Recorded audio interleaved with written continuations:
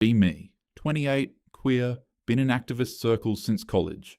Always clowned on men online, especially when they whined about paying for dates. I'd reply, "Bro, it's like $20, one cocktail and some fries. Stop crying." Everyone in my group chat would hype me up for it. Growing up, I never once saw a woman reach for the check. Dad always paid when we went out. So did my uncles, my friends' boyfriends. If a man didn't, people whispered he was broke, cheap, or just not man enough. In my head, paying equaled masculinity and whining about money equaled weakness. College just reinforced it. The girls in my activist club would brag, "If he can't pay $50 for dinner, how's he ever going to provide?" We laughed. Said men who split bills were basically roommates, not boyfriends. I soaked it up, repeated it online like gospel. After a string of boring broke guys in my early 20s, I figured I was done with men. Too many bad dates, too many arguments online about splitting bills. I told myself, maybe I'd have better luck with women, at least they get it. So I pivoted, started swiping only on girls. I'd been talking to this femme from Tinder for a couple weeks. Cute selfies, lots of heart emojis, always hinting at fancy cocktails and sushi spots in her messages. I wanted to impress her, prove I wasn't some broke activist bum. So when she hinted at going out, I jumped at it. She said, "Let's do a real dinner, something nice." I joked back, "Sure, how expensive can dating even be?" "One drink, one meal, $20 max." She sent a heart emoji. I thought nothing of it, still convinced $20 to $30 is what guys exaggerate into $100+. Date night finally came around. I stressed about what to wear and ended up overthinking it. She showed up in this flowy dress, makeup perfect, smelling like some expensive perfume I couldn't pronounce. Immediately, I felt out of my league, but played it cool. We walked into this trendy place downtown, dim lighting, neon sign out front, half the menu in French. The hostess beamed at her, barely glanced at me, then led us to a little table by the window. Menus were thick, with heavy leather covers, and half the items didn't even have prices listed. Whatever, I thought. How bad could it be? The server came over, set down 2 water glasses, and asked about drinks. Before I could blink, she said, "Let's do cocktails." I heard the mixologist here is amazing. I nodded like it was nothing. Trying to seem sophisticated, 2 signature cocktails arrived, neon-colored, garnished with dehydrated fruit slices and edible flowers. They tasted like juice, but the bill would later tell me they were $18 each. And she ordered a second round without hesitation. Next came appetizers. She pointed at the ceviche to share, then leaned in. "Oh, and can we get the chef's sides too?" I heard the truffle fries are insane. I thought, sides, fries, whatever, can't add up to much, so I just smiled and let it roll. Entrees arrived. She ordered the steak with a premium add-on of bone marrow butter. I went for salmon, slightly cheaper, just to balance it out. She laughed at me. "You always go for the healthy option, huh? Boring, but cute." I laughed too, but my brain was already ticking numbers in the background. After entrees, I was ready to wrap it up, but she leaned back, twirled her hair, and said, "We have to do dessert here, it's famous." She ordered chocolate lava cake plus 2 cappuccinos. I sipped mine, trying to act like I belonged in places like this. The server finally brought the bill folder. Without hesitation, he slid it in front of me, like it was a reflex coded into the universe. She didn't even glance, busy fixing her lip gloss in her phone camera. I opened it casually, expecting maybe $70 to $80. My stomach dropped. The subtotal was $296. Plus tax and tip, it would break $320 easily. I stared at the numbers. 2 rounds cocktails, $72, starter ceviche, $19, entrée, $70, premium add-on, $12, chef sides, but $26, dessert plus 2 coffees, $28, tax, $20, tip, 20%, $49. Then Uber, after slachtrain another $24. I blinked hard, thinking maybe I was misreading. Nope, it was real. This one dinner, one casual night, was basically half my rent. I tried to act unfazed, but my hands literally trembled sliding the card in. She casually said, not even looking up, "Thanks, I'll get you next time." Like it was scripted, like she'd said it before. My heart sank. I realized this wasn't a favor, it was an expectation. The server came back, ran the card. It declined the first try because of the pre-auth hold. My face went hot. I scrambled for my backup card. She noticed, tilted her head slightly, smirked, but said nothing. Bill cleared, I shoved it back like it burned me. Walking out, I was drained. She stretched, yawned, and said, "Are you calling me an Uber?" "It's late, and I don't do trains at night." The words weren't even a question. They were instructions. I opened the app, another $24. She nodded with a blank expression before quickly hopping in. The car door shut. Taillights disappeared. I was left standing on the sidewalk, wallet hollow, heart too. I waited on the train platform, doing damage control math in my head. Okay, if I skipped coffee this week, cut groceries to rice and eggs, maybe I'd survive. But then what? Do it again next weekend? With a new girl? A tiny voice said, "Just ask to split next time." A louder voice said, "Right, and watch her face freeze, then vanish." For the first time, I wondered if men build entire budgets around rejection, like line items labeled "Drinks for strangers," "Farewell Uber," "Silence." Next morning, I woke up groggy, checked my phone. There was a text. "Had fun. Not looking for anything serious." 5 minutes later, she unmatched me on Tinder. I stared at the screen, jaw slack. $320 gone. For what? A quick cheek kiss and a delete button. I slumped back, opened my banking app. Rent was due in a week, balance already thin. That one night torched me. And suddenly, all those men I clowned on didn't feel so funny anymore. My brain replayed my own words, like a cruel echo. "It's like $20 max, stop crying." Nah, it's not $20. It's cocktails, sides, tax, Uber, tip. It's $300 every time, and no thank you. But that was just one girl, right? One bad apple. Surely it's not always like this? Or is it? Do women do this all the time, and men just shut up about it? I sat there spiraling, remembering all the memes I shared about men crying over 2 cheeseburgers. The think pieces I reposted about emotional labor. The snide DM I sent when guys complained about modern dating. I thought they were bitter losers. Turns out they were accountants with receipts. I vented to my group chat. Expected sympathy, maybe someone to roast her. Instead, the girls replied, "Lol, that's just dating, suck it up." One added, "She probably didn't even like you that much if she ghosted. Don't take it personal." I typed back. "But it was $300. They shot back, "Men have been doing that for centuries. Equality means you do it too." My stomach turned. The guys in the chat, quieter usually, finally spoke. One said, "Now you see why men check out of dating." Another added, "It's not that we're broke. It's that it's a rigged game. Pay to play and you still lose." I wanted to argue, but my card statement sat there like evidence against me. I asked the chat, "So what? Am I just supposed to accept paying $300 every time?" Silence from the girls, then a dismissive, "Don't date if you can't afford it." The guys sent skull emojis. One dropped a line that hit me in the gut. "Welcome to manhood." Fine. Spreadsheet time. Run the numbers like a grown-up. One date equals $320. We both saw the receipt. 4 dates in a month. Do it slow so it hurts. 320 plus 320 equals 640. 640 plus 320 equals 960. 960 plus 320 equals 1,280.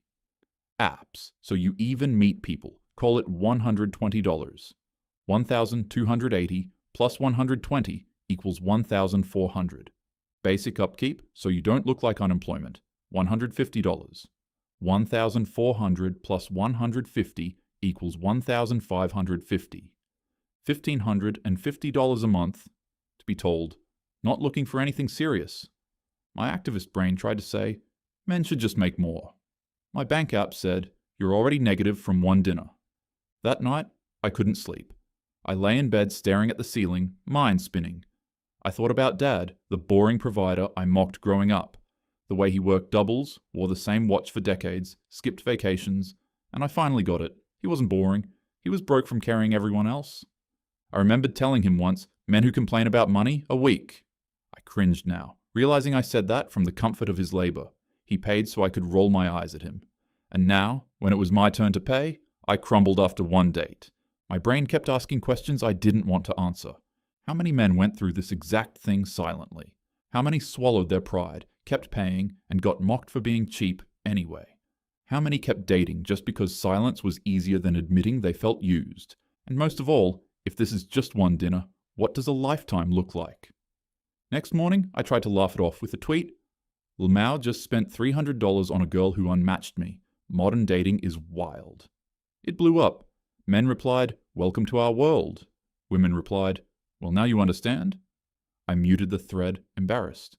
I sat back, staring at my bank app again. Couldn't deny it anymore. The system I mocked men for hating? It chewed me up in one night. I whispered to myself, half a confession, half a collapse. Men really do suck, but they weren't lying. Dating is kinda rigged, and I finally get why they're such sore losers all the time. I slammed my phone face down and stared at the ceiling. The apartment was dead quiet, the kind that makes the fridge hum sound like a jet engine. Pantry check. Instant noodles, 3 eggs, a bruised avocado. After blowing $300 last night, I told myself I was being mindful. Truth, I was broke till payday. I boiled water, cracked an egg into ramen like I was a Food Network survivor.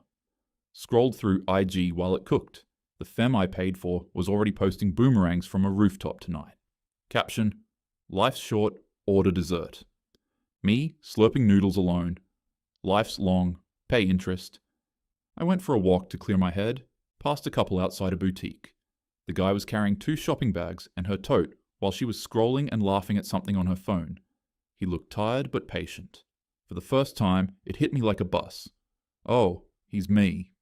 Forever. I wrapped my jacket tighter, pretending the wind was what stung.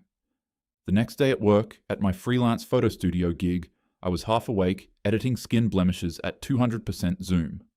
My co-worker Daniel swung by. Gentle guy, mid-30s, always brings granola bars for everyone. He asked why I looked like I lost a court case. I told him the short version, girl, dinner, $300, ghosted. I expected a laugh. He just nodded like he'd seen a car accident. Then he said, "Yeah, that's Tuesdays." I blinked, asked him what he meant. He shrugged, like explaining gravity. To stay in the dating pool, I spend around $2,000 a month.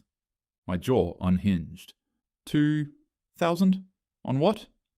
He opened a notes app like a man carrying receipts and read it deadpan. Apps. Tinder Gold, Hinge Roses, Bumble Boost, call it $120. First dates, 4 to 6 a month. Average $120 each with drinks and Uber, so $600 to $800. Second and third dates? A show here, a nicer restaurant there, another $400 to $600. Upkeep so I don't look like a couch. Gym, haircut, decent clothes, $200 plus.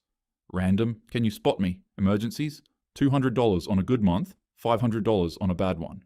He pocketed the phone, then added quietly, "That's before birthdays." I reached for a line that used to work. But women sacrifice too. Emotional labor, safety. He nodded immediately, not defensive. "You're right. I'm not arguing. I'm just telling you the price of admission for me." He gave me a sad smile. And I still get told I'm not serious if I won't book the tasting menu. I mean, okay, that's a lot, but maybe he was overdoing it. Like, couldn't he just, I don't know, pick cheaper dates? But then again, if he did, would any girl even call him back? Or is that just the rule now? I stared at the screen, dodging eye contact by airbrushing someone's pause. The clone stamp tool felt like a tiny lie I could control. Later that afternoon, the studio's courier Jay plopped on a crate beside me. Jay was 26, tall, a gym rat, always joking. I mentioned the 300 night, expecting him to roast me. He went quiet instead. Then he told me he had paid for a woman's dinners for 6 months. Thought we were building something. She said she wasn't ready to be exclusive yet. One day she texted, "You're amazing, but I met someone who gives me butterflies." Jay laughed once, but it died fast. Butterflies can fly on full stomachs, I guess. He said he looked at his credit card statement after the breakup. 6 months of building something added up to nearly $4,500. Could have bought a used car, he said. Bought a lot of strangers' cocktails instead. I didn't know what to say. My brain pulled the old lever. Maybe you chose the wrong girl. He shrugged. Maybe. But how many wrong girls do you have to pay to meet one right one? On my lunch break, I walked to the cheap deli for a $6 sandwich. There was a line, so I scrolled. Saw an email from my bank. Friendly reminder, your credit card balance is due in 3 days. Friendly felt like harassment with a smile. A man behind me was on speaker with his buddy. His voice was rough from construction dust. "Bro, I'm done with apps. I'm down $3,000 this year, and I don't even like talking to people." His friend laughed. He didn't. I took my sandwich to the park, watched a dad push a stroller with one hand while carrying groceries in the other. The mom was taking selfies with the baby. I used to think that was cute. Now all I could see was the receipt in his pocket. That evening, I called my brother out of nowhere. We're not super close, but he's simple in the best way. Honest, careful, never complains. I told him about the date, pretended to laugh, expected him to say, "tough luck," and move on. Instead, he exhaled like he'd been holding something for years. "Yeah, that'll keep happening if you let it." He told me about a coworker who went into credit card debt chasing women. He's paying interest on memories of people who don't remember him. I winced. My ramen bowl sink was suddenly very loud. My brother said he keeps a folder named Reality on his phone. It's not creepy, just notes, averages of date costs, Ubers, app subscriptions, rent. I keep it so I don't gaslight myself, he said. Every time someone calls me cheap, I open it and breathe. We were quiet for a moment.